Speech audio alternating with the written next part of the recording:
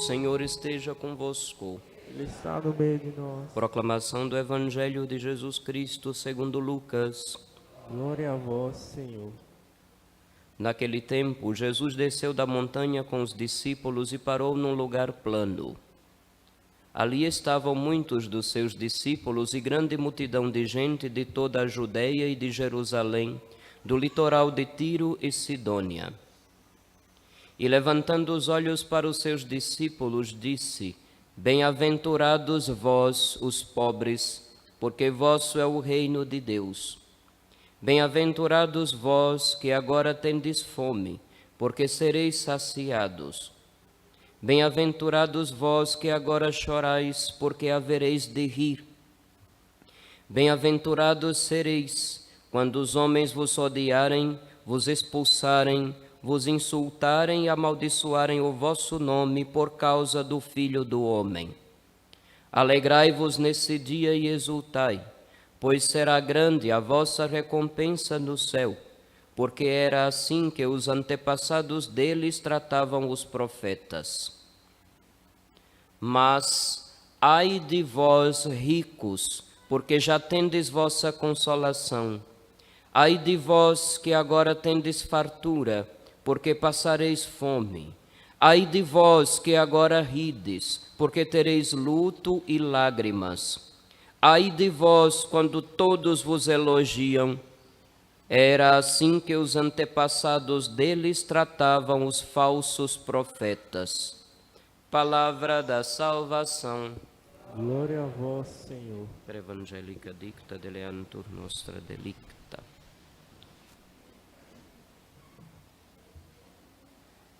Filhos, um canto de sereia, não sei se vocês conhecem a lenda das sereias. Dizem que as sereias, meio mulher, meio peixe, em determinados momentos do mar, cantavam com uma voz bonita e enfeitiçavam os marinheiros. Eles, inebriados por aquela voz linda, gostosa de ouvir, eram encantados. E acreditavam que, pulando ao mar, iam ter o amor de sua vida e não iria faltar mais nada. Daí surgiu a história de o canto da sereia. É qualquer tipo de ilusão que promete o que não pode dar. Canto da sereia é qualquer tipo de ideia ou discurso que a pessoa encasqueta, põe na cabeça e, por abraçar aquilo, acaba mais adiante sendo infeliz, acaba se ferrando, como se diz no popular.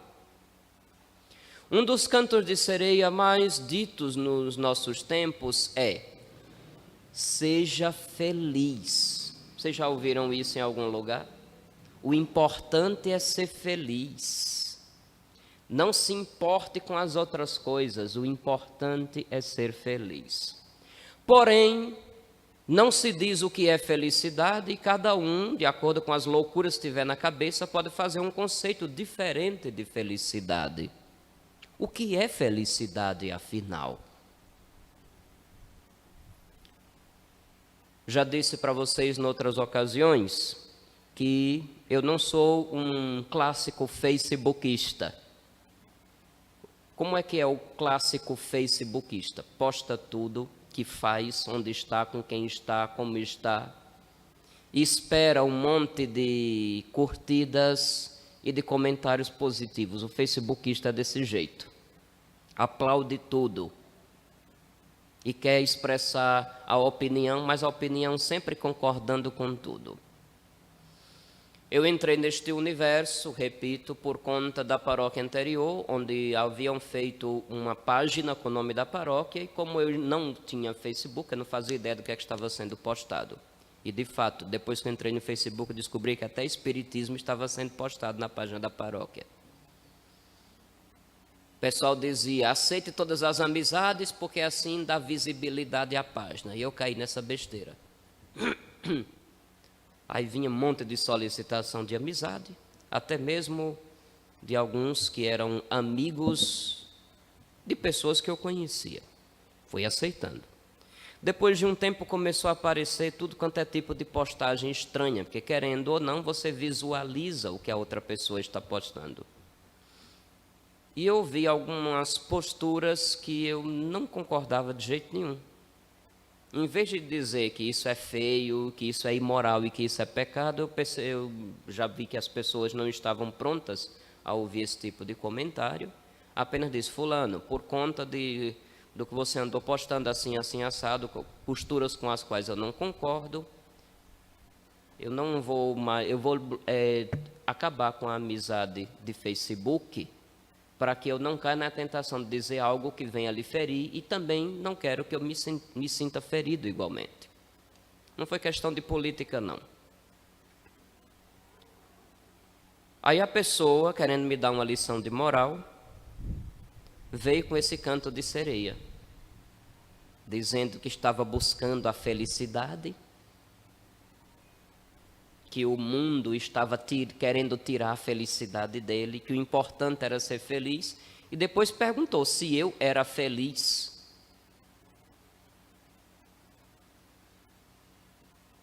Eu respondi: o que você entende por felicidade, meu filho, vai depender disso.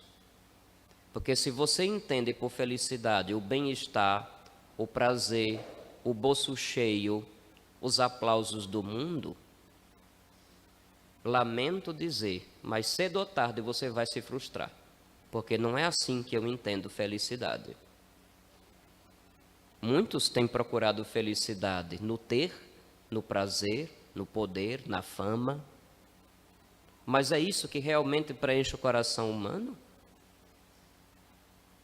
O que é felicidade para você? O que é uma pessoa feliz? Nós até poderíamos dizer, numa linguagem simples, que pessoa feliz é uma pessoa realizada. Necessariamente não entrando se tem muito ou pouco dinheiro, muita ou pouca saúde, se é bonito ou se é feio, se realizou o amor, se encontrou o amor de sua vida ou não, mas uma pessoa realizada. Se você deixa Deus de fora, você vai introjetar as ideias mundanas, que sempre vão projetar a felicidade no possuir coisas ou pessoas. É isso que o mundo faz, todo mundo acreditar sobre felicidade. Não é à toa que o Silvio Santos fez o baú da felicidade. E o baú da felicidade era sempre para dar coisas. Não sei se ainda existe, eu não assisto mais TV praticamente. O que é felicidade? O que é uma pessoa feliz? Conforme os santos, é feliz quem, tendo discernido os planos de Deus para si, os realizou. Este é feliz, porque nasceu para dar glória a Deus, e com as escolhas que fez, realmente deu glória a Deus. Porque os santos entendem a felicidade não apenas com o limite do espaço e do tempo que este mundinho nos impõe, mas os santos entendem felicidade como uma projeção para uma eternidade, já começando aqui.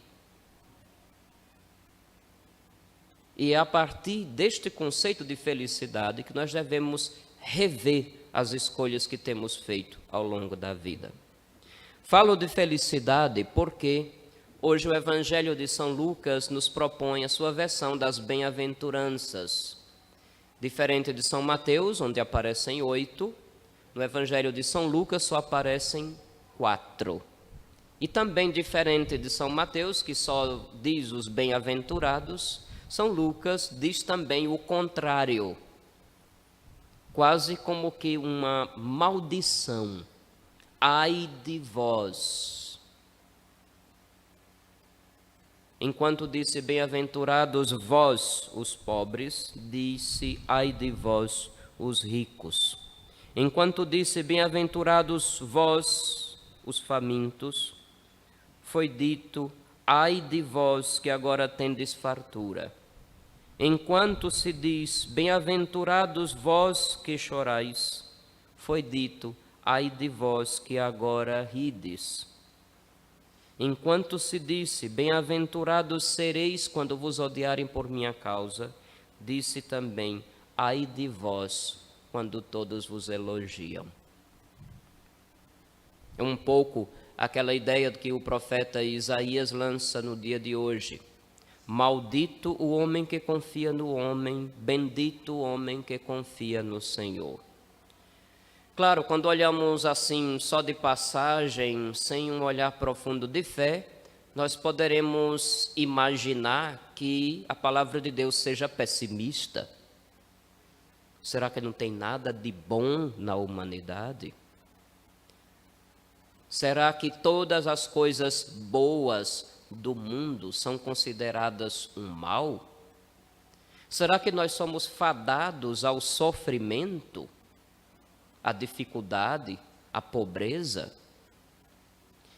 Será que isso não é uma forma de anestesiar os mais pobres para que não reajam diante das injustiças ou das opressões? Quem olha só de passagem, sem um olhar de fé, poderá entender isso. E de fato teve muita gente se dizendo inteligente, que chegou a escrever livros, obras inteiras, para chamar a religião como ópio do povo, porque fazia com que, no entender do filósofo, dava a entender que os pobres tinham que simplesmente se resignar a ser explorados pelos que tinham mais. Porém, não é isso que Jesus está ensinando, não é isso que a palavra de Deus nos adverte. A palavra de Deus nos adverte que o ser humano, na sua sanha por felicidade, deixando Deus de fora, comete erros grosseiros. Quando projeta a felicidade no possuir coisas, no prazer sem limites, ou na fama e no poder, a humanidade se perde e faz perder a tantos outros mais. Inclusive a Terra, o planeta em que vivemos. Bem-aventurados é uma palavra clássica. Se fôssemos interpretar ao pé da letra, diríamos felizes, porque ao pé da letra é isso que significa mesmo. Felizes. Beato não é aquela pessoa de cara fechada brigando com todo mundo, deboiando o rosário a toda hora, se achando mais santo do que os outros. Não é isso, não. Beato ou beata é uma pessoa feliz, porque encontrou a sua felicidade e encontrou em Deus. Isso é um beato, uma beata, um bem-aventurado. Na teologia, beatos são aqueles que já veem a face de Deus no céu, os bem-aventurados, porque a felicidade se projeta para a eternidade. Se ela não se projetar para a eternidade, então não é felicidade, é mais um canto de sereia nos iludindo. O evangelho de hoje é um tapa na cara daquele povo com a Bíblia embaixo do braço cheirando a natura, que eu não posso mais dizer que fede, né? Porque lá no passado eu ouvi dizer que toda a Bíblia fede. Bíblia de evangélico fede a sovaco porque anda embaixo do braço. E Bíblia de católico fede a mofo porque nunca sai da estante. Que pena. Normalmente muitas pessoas que andam com a Bíblia para cima e para baixo, prometendo o que Jesus nunca prometeu, prosperidade, pare de sofrer, corrente da abundância, corrente do chama-dinheiro. Senhor, naquele banco eu sou apenas o caixa, mas Senhor, eu quero é a gerência, Senhor. Já teve gente que teve a cara de pau de fazer uma oração desse jeito em rede nacional. Pois as bem-aventuranças, tal como São Lucas nos apresenta, são tapa na cara desse povo, porque não existe nada mais anticristo do que usar o nome de Cristo para procurar coisas que Cristo não prometeu. Isso é o anticristo em ação. Por mais que diga o nome de Jesus e leve as lágrimas com discursos ou músicas carregadas de emoção. Quando nosso Senhor proclama bem-aventurados essa categoria, no Evangelho de São Lucas tem um particular que não aparece no Evangelho de São Mateus. Em São Mateus está no geral, bem-aventurados os pobres em espírito. Aqui diz assim: nosso Senhor, levantando os olhos para os seus discípulos, logo o discurso tem endereço, ele não é genérico. Para os seus discípulos, disse: bem-aventurados vós. Vós quem? Os discípulos do Senhor, aqueles que aprendem ou que estão aprendendo com Ele o projeto de humanidade que Deus tem para nós. Somente quem se dispõe a aprender de Deus a ser gente é que vai entender as bem-aventuranças e ter a capacidade de pô-las em prática. Aos seus discípulos ele disse: bem-aventurados vós. Justamente porque aprenderam de Jesus, aprenderam a renúncia, ao desapego às coisas do mundo. Não significa desleixo. Devemos sim, com honestidade, trabalhar para ter o mínimo de dignidade e dar dignidade aos que dependem de nós, para ter o mínimo para ajudar os pobres. E também, claro, auxiliar a igreja nas suas necessidades, que enquanto estamos no mundo temos necessidade. Nosso Senhor não está dizendo para a gente ser desleixado, mas para a gente não se tornar idólatra das coisas deste mundo. Justamente porque discípulos de Jesus vivem na simplicidade de vida, não idólatras do dinheiro. Bem-aventurados vós, os pobres. Justamente por serem discípulos de Jesus, têm a capacidade de perceber que o mundo precisa de mais, além de simplesmente comida. Porque aqui ele fala fome e será saciado. A fome é todo anseio necessário à sobrevivência.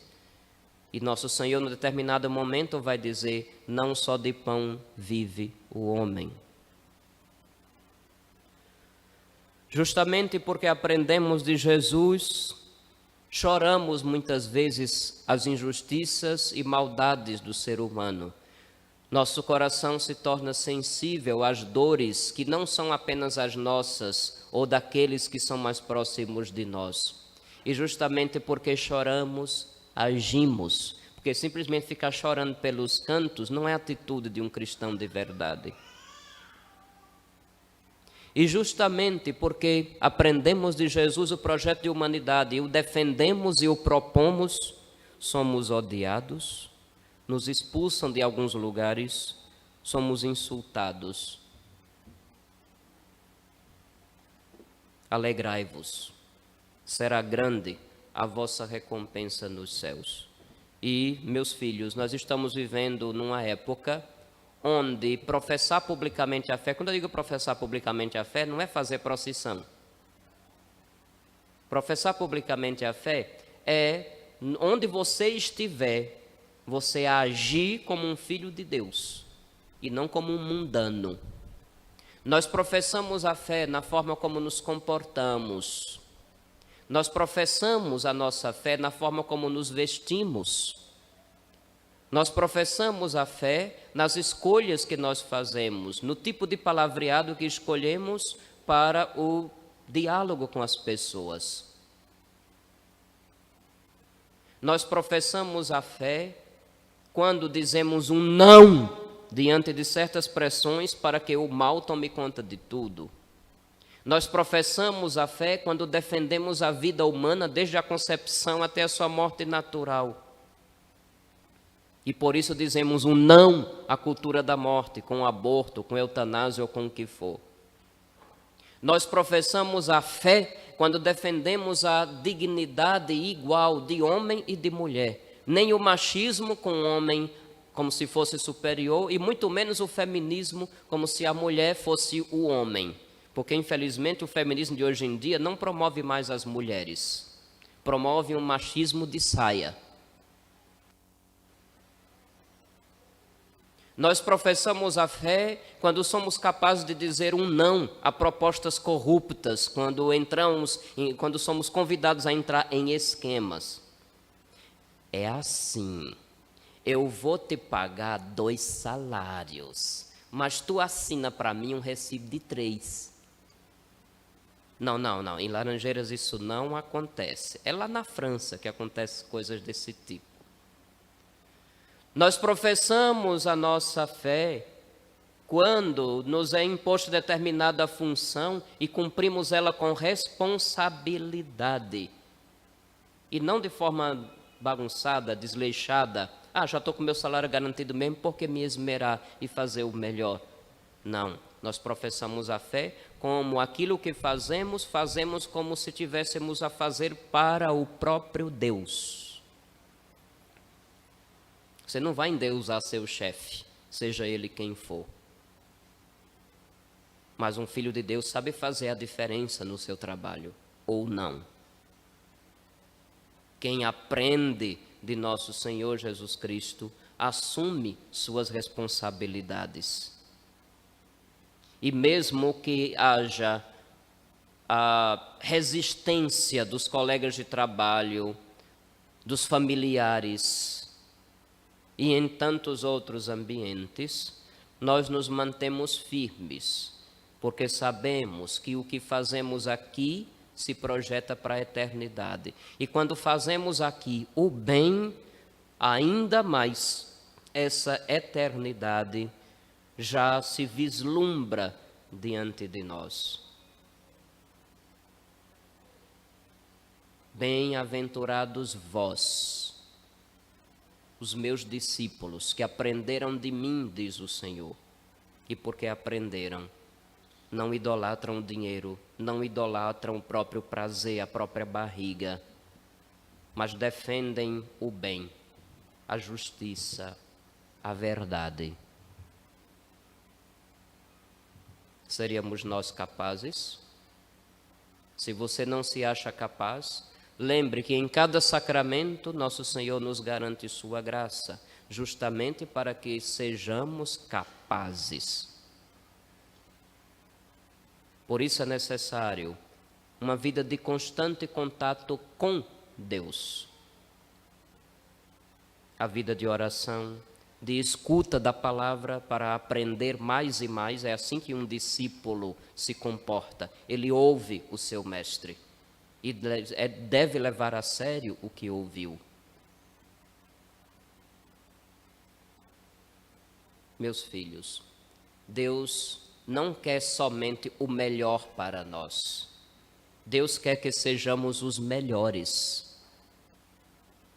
Não porque vivemos materialmente ou emocionalmente melhor do que os outros. Não é nesse sentido. Muitos também iludem com o canto de sereia do pare de sofrer, não é? Eu acredito que a gente não vem à igreja para parar de sofrer. A gente vem à igreja para que, consagrando a própria cruz com a do Senhor no altar, nós seremos capazes de enfrentar e resistir ao sofrimento. E assim sairemos melhores. Ele não deseja somente o melhor para nós. Ele deseja que sejamos os melhores, porque o ser humano com Deus é capaz de coisas bem melhores em qualidade, em excelência, do que o melhor perito que o mundo possa oferecer para fazer parecer boa a vida de quem quer que seja. Ele é capaz, se o desejamos também, se nos empenhamos também. Para nós, ele vai dizer também: bem-aventurados vocês, porque aprenderam de mim.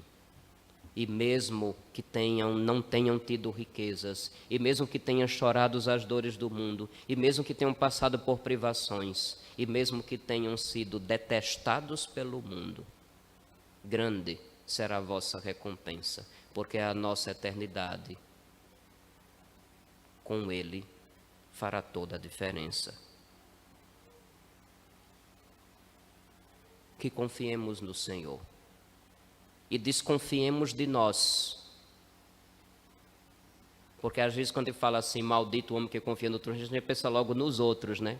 Eu acho que o primeiro que a gente tem que desconfiar é da gente mesmo, olhando no espelho.